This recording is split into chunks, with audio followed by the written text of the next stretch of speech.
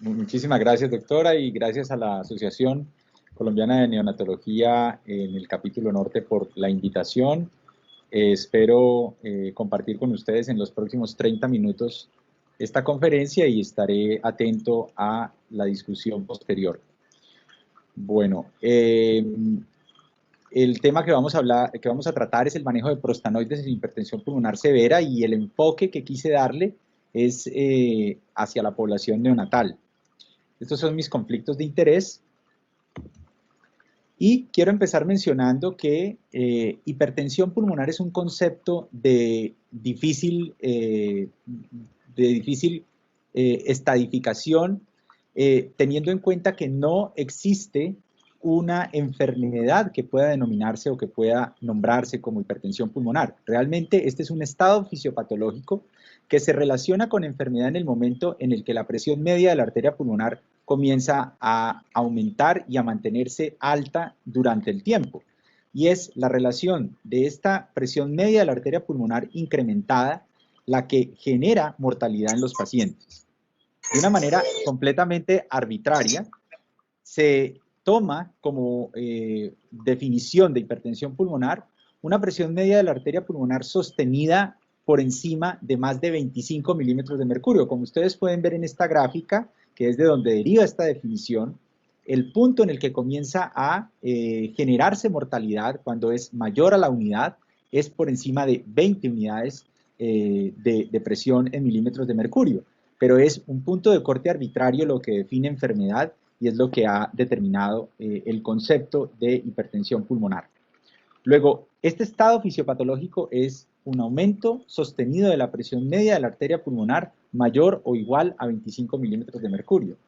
Ya cuando hablamos de hipertensión arterial pulmonar estamos hablando de ese estado fisiopatológico, pero explicado por un incremento en la resistencia vascular pulmonar por encima de 3 unidades Wood, con una presión en cuña de la arteria pulmonar que implica o que indica una funcionalidad del ventrículo izquierdo normal, menor o igual a 15 milímetros de mercurio.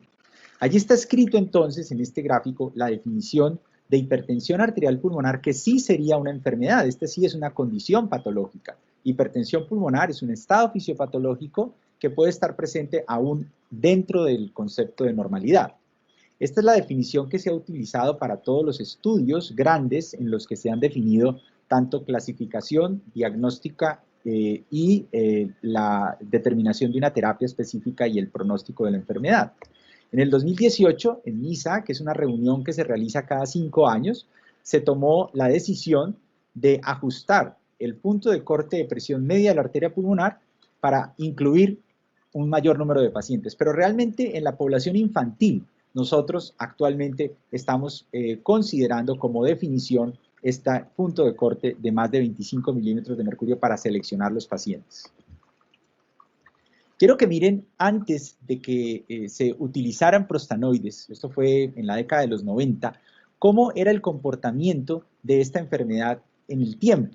Ustedes pueden ver que los adultos sin tratamientos tenían una sobrevida no mayor a 3 años, y críticamente los niños no tenían una sobrevida mayor a 1 año, con una mortalidad que era mayor del 70% en el seguimiento a 5 años. La introducción de los prostanoides sistémicos generó un cambio diametral en la evolución y en el conocimiento de esta enfermedad en la población tanto infantil como adulta. ¿Y en qué consiste esta enfermedad? Si ustedes observan, este es un corte histológico de una arteriola intraacinar pulmonar. Estas son las arterias que llevan la sangre a las unidades alveolocapilares. Cuando estas unidades arteriales, que como ustedes pueden ver tienen una túnica media, una adventicia, que permiten desarrollar una pared completamente delgada, donde la luz es lo que predomina y donde la resistencia al flujo sanguíneo claramente no está comprometida. Estas arteriolas sometidas a unos factores de riesgo, estos factores de riesgo que son múltiples, desde condiciones desconocidas como factores genéticos, idiopáticos y algunas patologías específicas, van a generar un factor de presión en estas arteriolas intracinares pulmonares, favoreciendo o facilitando el desarrollo de una transformación que va a generar como ustedes pueden ver, un engrosamiento de las paredes de estas arteriolas con una obliteración de casi el 100% de la luz de estas estructuras vasculares, generando así un incremento de la resistencia vascular pulmonar. Y este incremento de la resistencia vascular pulmonar le da entonces este tinte etiológico a la hipertensión pulmonar ya de origen arterial, y es cuando se sostiene en el tiempo este incremento de la resistencia vascular pulmonar, cuando se empiezan a generar cambios hemodinámicos, ecocardiográficos y en diferentes imágenes no invasivas, al igual que los marcadores bioquímicos, que aparece además un daño progresivo de la función del ventrículo derecho, que va a expresarse ya con una clínica expedita de falla en esta estructura del corazón. Importante mencionar que el tiempo entre el desarrollo de la enfermedad vascular pulmonar y la manifestación clínica de la falla ventricular derecha puede ser variable y no puede ser estimado con absoluta claridad. Y esto aplica tanto para población infantil, neonatos, niños y adultos. ¿Cómo podemos entonces encontrar anatómicamente esta condición? Les decía anteriormente que la hipertensión pulmonar es un estado fisiopatológico en donde la presión de esas estructuras alveolo-capilares se encuentra incrementada. Y es hipertensión pulmonar de características precapilares cuando la razón de la enfermedad está sucediendo antes de los capilares. La hipertensión arterial pulmonar, la hipertensión pulmonar del parénquima, la que está generada en el pulmón, la enfermedad tromboembólica, como pueden observar en esta gráfica, son ejemplos de enfermedad precapilar que incrementan la presión pulmonar. Y es la enfermedad postcapilar, cuando tenemos falla del ventrículo izquierdo, que genera un incremento en la presión intravenosa pulmonar, lo que genera hipertensión pulmonar de origen postcapilar.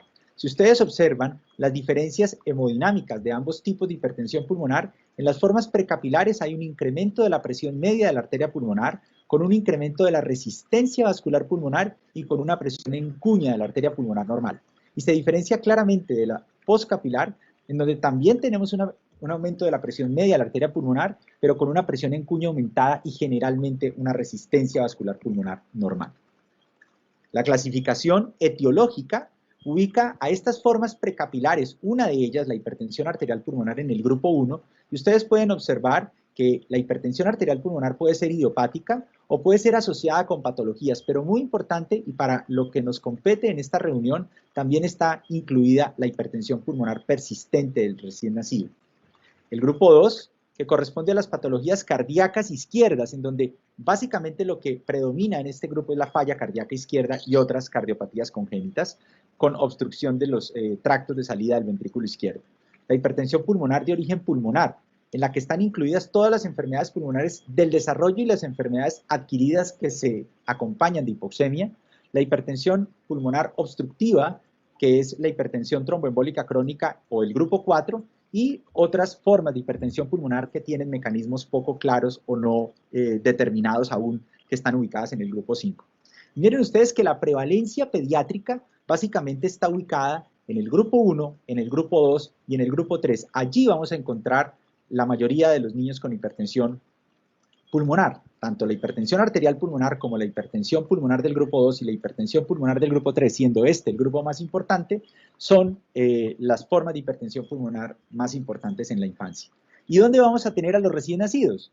Los recién nacidos van a estar ubicados básicamente en el grupo 1 y de este importantísimo el síndrome de hipertensión pulmonar persistente del recién nacido, y en el grupo 3, básicamente los desórdenes o las enfermedades que comprometen el desarrollo pulmonar, dentro de las que están malformaciones del tejido pulmonar, estamos hablando de hernia diafragmática o malformaciones adenomatosas quísticas o malformaciones vasculares de los pulmones, pero también están incluidos allí pacientes que tienen displasia broncopulmonar.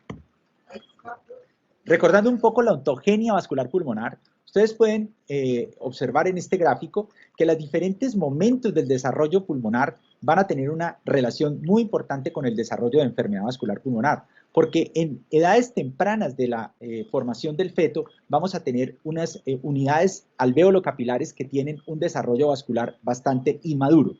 Antes de la semana 25 realmente vamos a tener una muy pobre muscularización de estas arteriolas, y es realmente por encima de la semana 34, después de que va avanzando la fase sacular, terminando la fase sacular, en donde las arteriolas intracinares pulmonares van a tener esta característica morfológica en donde la túnica media muscular va a estar bien desarrollada. Pero es muy importante además mencionar que hacia el final de la gestación, después de la semana 34, se genera una hipertrofia adaptativa de estas arteriolas intracinares pulmonares que en la fase alveolar van a ser responsables básicamente de un fenómeno de vasoconstricción pulmonar y de aumento de la resistencia vascular pulmonar denominado como hipertensión pulmonar del recién nacido, que es una característica fisiológica de los recién nacidos y que no debe ser interpretada como una patología, excepto en los casos en donde esa hipertensión pulmonar persistente del recién nacido compromete algunas de las funciones de la fisiología adaptativa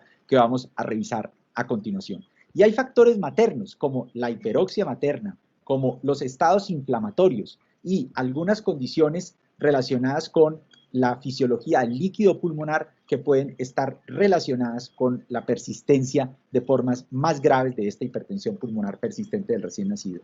Entonces no olvidemos que la relación entre la edad gestacional y el desarrollo de hipertensión pulmonar en el recién nacido va a ser determinante y que por debajo de las 34 semanas va a primar la enfermedad pulmonar, como les decía en la clasificación etiológica, la hipertensión pulmonar del grupo 3, en donde claramente la muscularización de las arteriolas es muy deficiente, y por encima de las 34 semanas vamos a tener hipertensión pulmonar del recién nacido con arteriolas intracinares muscularizadas que probablemente van a responder a todos los factores vasodilatatorios, tanto endógenos como terapéuticos o exógenos. Y es muy importante recordar que la circulación fetal tiene una característica diferencial. Nosotros, en el feto, tenemos una serie de cortocircuitos, tanto intracardíacos como extracardíacos, que dirigen la circulación de una manera diferente a la vida postnatal. El ductus arterioso y el foramen oval van a tener un cortocircuito básicamente de derecha a izquierda, que va a estar favorecido por la presión sistémica disminuida de los fetos y que va a garantizar la distribución de la sangre mejor oxigenada hacia el cerebro y menor oxigenada hacia las extremidades inferiores y hacia las vísceras. Todo esto con el efecto de vasodilatación inducido por la placenta. Pero cuando nacemos, estos cortocircuitos, tanto en el foramen oval como en el ductus arterioso, van a cambiar de dirección y van a hacerse de izquierda a derecha predominantes. Luego, la persistencia de la circulación fetal es ese estado en el que estos cortocircuitos se mantienen principalmente de derecha a izquierda, tanto en el foramen oval como en el ductus arterioso. Y esto va a generar o va a permitir que el feto tenga un estado de hipoxemia inducido por este cortocircuito invertido que denominamos circulación fetal y que en muchos escenarios también se puede nominar como persistencia de la circulación fetal o mal adaptación neonatal. Y este fenómeno va a ser determinante a la hora de entender la fisiopatología de la hipertensión pulmonar persistente del recién nacido. Si ustedes observan cómo se comportan las variables hemodinámicas del feto y el recién nacido, vamos a observar que después del nacimiento el flujo sanguíneo pulmonar va a incrementar de manera exponencial. La presión de la arteria pulmonar va a disminuir de manera progresiva. Y la resistencia vascular pulmonar es un fenómeno y un mecanismo que tiene todavía un grado de indeterminación bastante marcado. Hay un micrófono abierto, por favor, para que lo apaguen, lo silencien. Entonces, esta resistencia vascular pulmonar va a cambiar en el tiempo y va a estar este cambio mediado por la capacidad de involución que tienen las arteriolas intracinares pulmonares. Si ustedes ven histológicamente cómo se manifiesta esto, a las 27 semanas, una arteriola intracinal pulmonar tiene una morfología claramente poco muscularizada. Ustedes ven que es una arteriola de paredes muy delgadas con una muscularización temprana bastante deficiente. A las 31 semanas se observa un cambio conformacional en las paredes de las arteriolas intracinares pulmonares, pero es al recién nacido en donde se observa un cambio dramático en estas arteriolas, teniendo una muscularización marcada y una hipertrofia inclusive de las arteriolas intracinares pulmonares, lo que genera este estado de hipertensión pulmonar del recién nacido. Luego, este mecanismo de hipertrofia involuciona y ya hacia los primeros meses de vida, después del tercer mes de vida, hay una normalización de las paredes de las arteriolas intraciliares pulmonares. El recién nacido es hipertenso pulmonar, y eso es muy importante mencionarlo. Esta hipertensión pulmonar es fisiológica, pero son condiciones que agreguen patología al recién nacido las que pueden generar un mayor impacto, un incremento en las formas de enfermedad vascular pulmonar de los recién nacidos, denominado esto como síndrome de hipertensión pulmonar persistente del recién nacido. ¿Y qué pasa cuando este fenómeno de incremento en la resistencia vascular pulmonar en el recién nacido se genera de manera progresiva y sostenida en el tiempo? Pues este incremento de la resistencia vascular pulmonar va a generar un aumento en la poscarga del ventrículo derecho. Esto va a generar disfunción sistólica y diastólica del ventrículo derecho, lo que va a reducir el gasto pulmonar, el gasto sanguíneo pulmonar o el flujo sanguíneo pulmonar, y va a disminuir la capacidad diastólica del ventrículo derecho. No va a ser capaz de llenarse, además que se va a hipertrofiar muchísimo. Además, como les decía, los cortocircuitos del ductus arterioso y del foramen oval se van a dar o se van a continuar dando de derecha a izquierda. Todos estos fenómenos fisiopatológicos van a llevar a que el flujo sanguíneo pulmonar disminuya de manera importante, y este flujo sanguíneo pulmonar, recuerden, en una circulación en serie, va a ser el gregario, va a ser el donante de la precarga del ventrículo izquierdo, que va a estar disminuida en estos pacientes. Además, esta mezcla derecha-izquierda va a llevar al paciente a que tenga hipoxemia, que junto con esta disminución de la función del ventrículo izquierdo van a llevar a que el paciente esté acidótico y con una relación ventilación-perfusión bastante desacoplada. Se va a generar disfunción del ventrículo izquierdo, reducción del gasto sistémico, y esto va a generar hipoperfusión sistémica y choque. Como pueden ver ustedes, la hipertensión pulmonar persistente del recién nacido, explicada como ese incremento sostenido de la resistencia vascular pulmonar del recién nacido, va a llevar al paciente a una falla biventricular, que va a ser de muy difícil manejo y que va a conducir en muchos casos a la muerte del paciente. Les decía que la hipertensión pulmonar del recién nacido básicamente va a ser la hipertensión pulmonar persistente del recién nacido, que es una condición que aparece en 2 de cada 1000 nacidos vivos, y estamos hablando de un fenómeno de hipertensión pulmonar del recién nacido aumentado, porque recuerden que todos los recién nacidos por encima de las 34 semanas tienen hipertensión pulmonar. Este es un fenómeno aumentado. Luego, esta hipertensión pulmonar persistente del recién nacido puede estar relacionada con hipertensión pulmonar crónica progresiva de la infancia, que es aquella que supera el tercer mes de vida, y los pacientes que tienen algunas condiciones específicas, ya sea del desarrollo pulmonar como la prematuridad, o algunas patologías del desarrollo pulmonar como las hernias diafragmáticas, la hipoplasia pulmonar, o algunas consideraciones o alteraciones del tipo morfológico de los pulmones, pueden favorecer el desarrollo de hipertensión pulmonar asociada a enfermedades pulmonares crónicas. ¿Cómo nos damos cuenta que un recién nacido tenga hipertensión pulmonar? Esta es una cosa bastante importante mencionar, porque en la definición de hipertensión arterial pulmonar, les mencionaba al comienzo de la presentación, la resistencia vascular pulmonar y la presión media de la arteria pulmonar, al igual que la cuña pulmonar, son mediciones hemodinámicas que provienen de un cateterismo cardíaco. Y este es una ayuda diagnóstica. Hay un micrófono abierto. Gracias. Y esta es una ayuda diagnóstica que es muy difícil de practicar en la etapa neonatal. Luego, el ecocardiograma se convierte en una herramienta prácticamente única para hacer la aproximación a este tipo de pacientes. ¿Cómo nos aproximamos a ellos? Valorando algunas medidas directas que reflejen el incremento de la poscarga del ventrículo derecho, y unas medidas indirectas como la insuficiencia tricuspidea, que nos permiten hacer una medición estimada de la presión sistólica de la arteria pulmonar. Es muy importante que el cardiólogo se fije y que verifique tanto la presencia de insuficiencia tricuspidea y pueda establecer un valor de esta, pero cuando esto no es posible, hay que mirar signos indirectos de hipertensión pulmonar. El cortocircuito, la dirección del cortocircuito a través del ductus arterioso o del foramen oval, la pérdida de la geometría del ventrículo izquierdo, algo que denominamos como aplanamiento sistólico del septo interventricular. Todos estos son medidas indirectas que nos permiten reflejar o estimar un incremento en la poscarga del ventrículo derecho. Y nos van a permitir clasificar la hipertensión pulmonar de ese recién nacido en 3 escenarios o en 3 niveles. Miren que no mencionamos el componente de hipertensión pulmonar leve, moderada o severa, porque realmente esa no es una definición que está descrita con números ni con niveles de evidencia. La clasificación es hipertensión pulmonar ausente, en donde tenemos una insuficiencia tricuspidea que no exceda los 35 milímetros de mercurio de presión sistólica pulmonar estimada, y donde no tenemos signos indirectos de hipertensión pulmonar. La hipertensión pulmonar no grave o infrasistémica, cuando esta presión es la tercera parte o menos de la tercera parte de la presión sistémica, y la presión suprasistémica cuando tenemos una presión sistólica pulmonar que supera la tercera parte de la presión sistólica sistémica del paciente. Y es realmente el escenario no grave o la presión pulmonar infrasistémica, que básicamente es la presión aumentada de los recién nacidos de características fisiológicas, o la grave suprasistémica cuando tenemos hipertensión pulmonar persistente del recién nacido generándonos sintomatología o problemas en el paciente.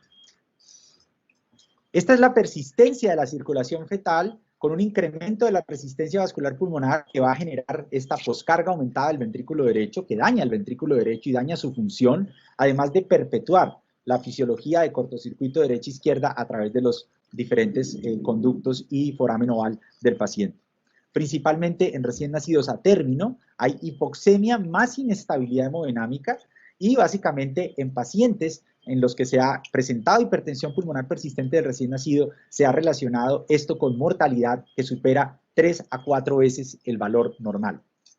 Básicamente los pacientes que persisten con esta forma de hipertensión pulmonar van a tener una respuesta en el tiempo muy limitada a diferentes vasodilatadores pulmonares. Y es muy importante mencionar que cuando el paciente está haciendo enfermedad vascular pulmonar con disfunción o falla del ventrículo derecho, la necesidad de intervenir a los pacientes de forma agresiva es fundamental. Hay que tener en cuenta que hay unos factores de riesgo que pueden estar relacionados con hipertensión pulmonar persistente del recién nacido. Las condiciones idiopáticas que no pueden ser previsibles, el síndrome de Down, el síndrome de broncoaspiración de meconio, el síndrome de dificultad respiratoria, la taquipnea transitoria, las infecciones y enfermedades del desarrollo perinatal, pulmonar o estrés perinatal. Y otras patologías como defectos congénitos cardíacos o falla cardíaca asociada a fenómenos inflamatorios. También es importante que condiciones como disfunción placentaria, enfermedades metabólicas o condiciones maternas como tabaquismo o drogadicción sean tenidas en cuenta al analizar estos pacientes. ¿Y cómo es el manejo? Básicamente controlar el factor agravante, oxígeno suplementario, balance circulatorio adecuado. Recuerden que el cortocircuito está a derecha e izquierda, prevenir la falla ventricular derecha y prevenir las secuelas. Y básicamente aquí terminamos este componente de definiciones para mostrarles que cuando el paciente que tiene hipertensión pulmonar persistente del recién nacido va mejor, básicamente expresado por una condición clínica estable, por una mejoría en la ecocardiografía y por una reducción de marcadores o biomarcadores en el caso de que se puedan usar, pues el paciente va a retornar al seguimiento y vamos a tener al paciente probablemente en el escenario de la hipertensión pulmonar fisiológica del recién nacido. Pero cuando el paciente va peor, la primera indicación en estos pacientes es iniciar vasodilatadores pulmonares.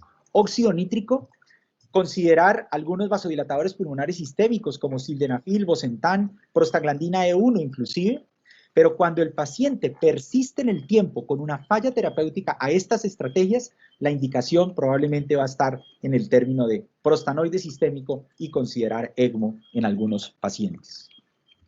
Los prostanoides sistémicos que tenemos a la mano hoy en día son el epoprostenol, el treprostinil, el iloprost, y no tenemos en Colombia veroprost. Sí tenemos los tres primeros. El epoprostenol es un medicamento intravenoso que tiene una vida media muy corta y que se requiere usar en infusión continua. El treprostinil es un fármaco que tiene una flexibilidad de aplicación bastante amplia. Puede ser usado subcutáneo, intravenoso, inhalado u oral. Se usa en infusión continua y tiene una vida media un poco más larga que el epoprostenol, y el iloprost solo se usa de forma inhalada. En niños, la experiencia principal está acomodada en la casilla del treprostinil. ¿Qué nos han mostrado los estudios controlados con el uso de prostanoides? Les mostraba al inicio de la presentación que el primer fármaco utilizado en hipertensión pulmonar que modificó la sobrevida de esta patología fue el uso de prostanoides sistémicos. Hay muchísimos pacientes involucrados en estudios. Este es el resumen de los RCT con prostanoides en pediatría, básicamente, y mire que en pediatría se han incluido 469 pacientes en el grupo treprostinil que han mostrado básicamente un incremento de las variables de funcionalidad de los pacientes con una recuperación de sus variables hemodinámicas y con un incremento en su calidad de vida, con problemas de terapia relacionados con la forma de administración, pero sobre todo con la experticia del centro que aplica este tipo de estrategias terapéuticas. Este es un estudio que todavía está en curso, esto lo está haciendo Stanford en Nueva York y en otros centros, es un multicéntrico, en donde están utilizando treprostinil adicionado a terapia estándar para hipertensión pulmonar persistente del recién nacido, controlado contra placebo. Es un estudio multicéntrico en recién nacidos mayores de 34 semanas, menores de 14 días, en donde se utilizaba para hipertensión pulmonar persistente del recién nacido ventilación mecánica de óxido nítrico con esas condiciones fisiopatológicas y patológicas que pueden observar acá. Y se comparó el brazo treprostinil intravenoso versus el brazo placebo, esperando tener 70 sujetos por brazo. Y el objetivo de la terapia era mirar su eficacia, básicamente en necesidad de terapias agresivas, como ventilación mecánica de hemodinamia, ECMO y muerte. Este estudio está en curso, pero ¿qué experiencia tenemos real en nuestra latitud con el uso de treprostinil? Quiero empezar mostrándoles este trabajo que está publicado por el grupo del Hospital Garrahan. Este es un estudio que muestra la tolerabilidad de treprostinil en recién nacidos con hipertensión pulmonar persistente del recién nacido. Son 17 recién nacidos, todos ellos con hernia diafragmática, con una falla cardiorrespiratoria, soporte ventilatorio muy alto y como terapia estándar de hipertensión pulmonar persistente del recién nacido, milrinone y óxido nítrico inhalado. En estos pacientes iniciaron treprostinil intravenoso, 3 nanogramos por kilo por minuto, aumentando o titulándolo cada 8 horas hasta llegar a una dosis objetivo de 21 nanogramos kilo minuto, y en algunos pacientes se les hizo terapia switch a treprostinil subcutáneo después de 3 meses de uso. ¿Qué mostró este estudio? Básicamente una muy buena respuesta en términos de morbilidad y mortalidad. Solamente 3 pacientes fallecieron en esta cohorte. Hubo reducción de todas las variables de terapia que estaban utilizando los pacientes, PO2, ventilación mecánica alta, necesidades de óxido nítrico, pero muy importante, el índice de oxigenación en el tiempo mostró una caída notable y con una significancia estadística bastante prometedora, al igual que los marcadores bioquímicos de falla ventricular derecha. O sea, claramente los pacientes en los que se utilizó treprostinil intravenoso en esta cohorte de 17 recién nacidos mostraron mejoría de la función ventricular derecha, que como les mostraba al inicio, en esa descripción fisiopatológica es la situación a tener cuidado y a tener en cuenta en estos pacientes. Inclusive, cuando los pacientes necesitaron continuar con una terapia vasodilatadora pulmonar, se les puso treprostinil subcutáneo. Aquí vemos un ejemplo de un recién nacido con una terapia estándar subcutánea que no mostraba mayor dificultad en este estudio publicado por los colegas de Argentina. ¿Cuál es nuestra experiencia? Yo les muestro aquí uno de los casos que tenemos. Este es un tratamiento de un paciente que tenía una hipertensión pulmonar persistente del recién nacido asociada a una hernia diafragmática. Este paciente, si ustedes ven, era un hijo de una madre joven, multípara con una edad gestacional de 38 semanas, que empezó a tener cianosis al nacer con una adaptación neonatal muy limitada y con necesidad de apoyo tanto ventilatorio como vasoactivo muy rápido. Hipoventilación izquierda y una resonancia magnética que mostró esta lesión de tipo vascular en el pulmón que limitaba su funcionalidad. Se hizo diagnóstico de una malformación adenomatosa quística congénita y la decisión que se tomó con este paciente fue llevarlo a hacerle una lobectomía pulmonar guiado por toracoscopia. En el estado posquirúrgico de este paciente hubo una hipoxemia severa con una saturación pre-y-postductal dispar, lo que mostraba un cortocircuito del ductus arterioso derecha-izquierda, una hipertensión pulmonar suprasistémica y empezó la terapia con múltiples terapias farmacológicas, óxido nítrico inhalado, ventilación de alta intensidad, milrinone, bosentan y sildenafil. El paciente no mejoraba, una elevación marcada del ProBNP a 72 horas de tratamiento. Entonces decidimos en este paciente iniciar terapia con treprostinil subcutáneo.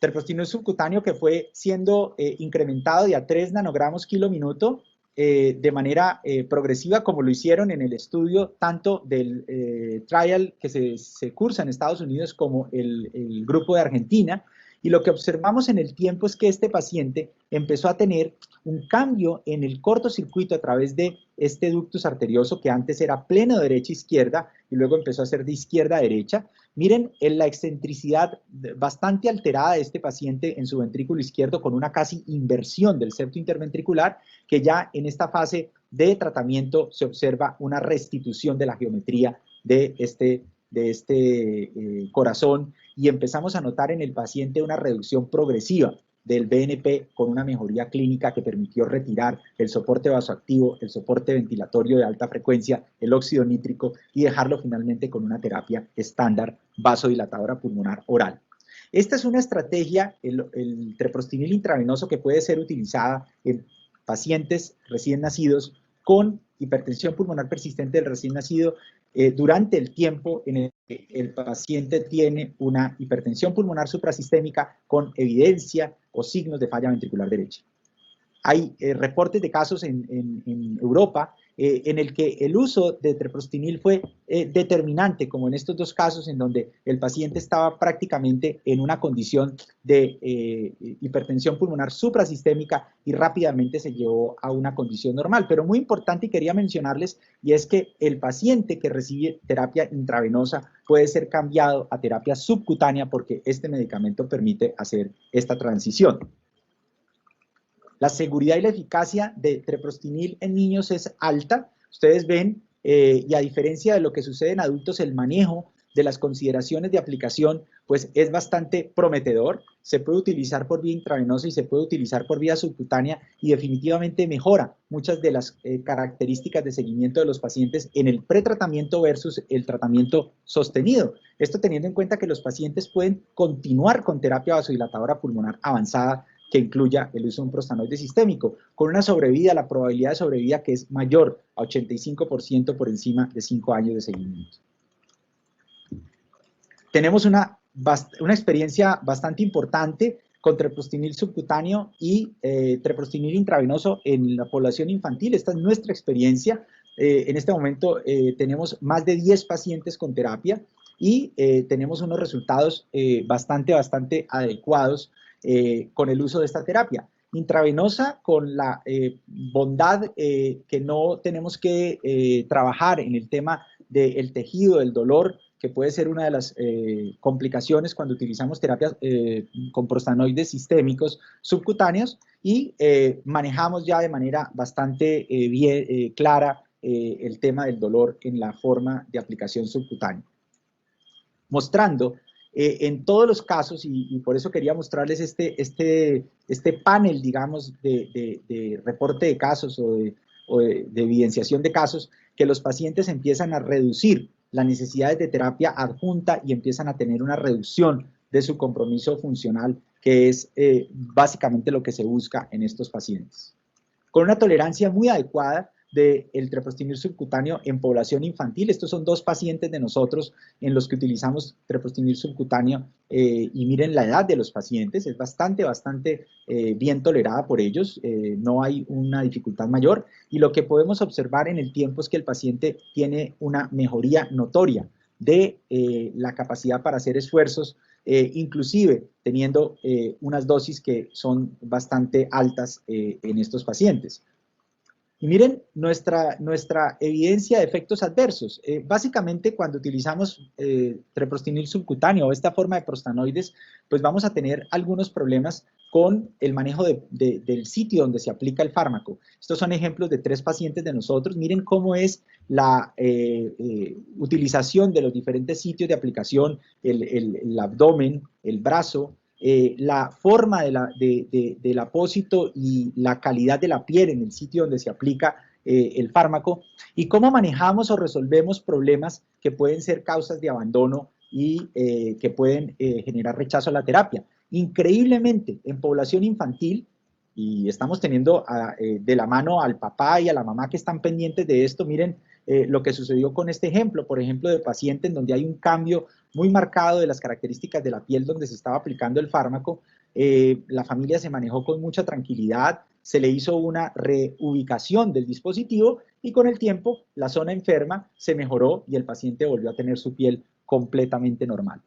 Básicamente son estos efectos adversos locales los que pueden generar abandono de la terapia, y en adultos esto puede ser inclusive muy significativo. En niños hemos tenido una experiencia fabulosa, y en los recién nacidos, como les mencionaba anteriormente, pues tenemos la ventaja de que podemos empezar la terapia o de manera rutinaria empezamos la terapia intravenosa.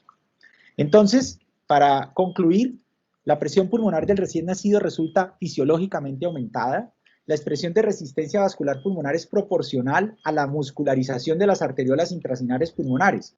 Luego, en los prematuros, no deberíamos tener formas severas de hipertensión pulmonar persistente del recién nacido. Es en estos pacientes donde tenemos principalmente hipertensión pulmonar del grupo 3, en las que la causa es la patología pulmonar. La hipertensión pulmonar persistente del recién nacido es la repercusión fisiopatológica del aumento de la resistencia vascular pulmonar en el recién nacido a término. La hipertensión pulmonar incrementa casi 4 veces la mortalidad a mediano y a largo plazo en la población neonatal. Y es la falla del ventrículo derecho lo que conduce al colapso cardiovascular, por lo que debemos tener muy claro la necesidad y la oportunidad de iniciar una terapia altamente efectiva. Hay muchísima evidencia que apoya que combinar terapias para hipertensión pulmonar cambia la sobrevida de los pacientes. Y cuando el paciente tiene una enfermedad severa, que progresa, que no responde a terapia específica con 2 medicamentos, si estamos hablando de óxido nítrico más sildenafil u óxido nítrico más bosentan, el uso de prostanoides se vuelve absolutamente perentorio.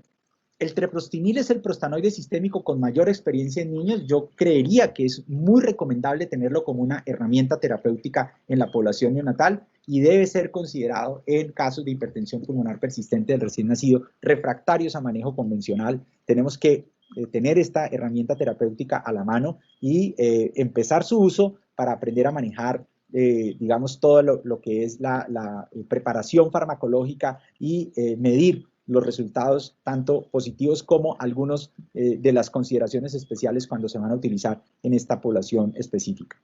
Muchísimas gracias.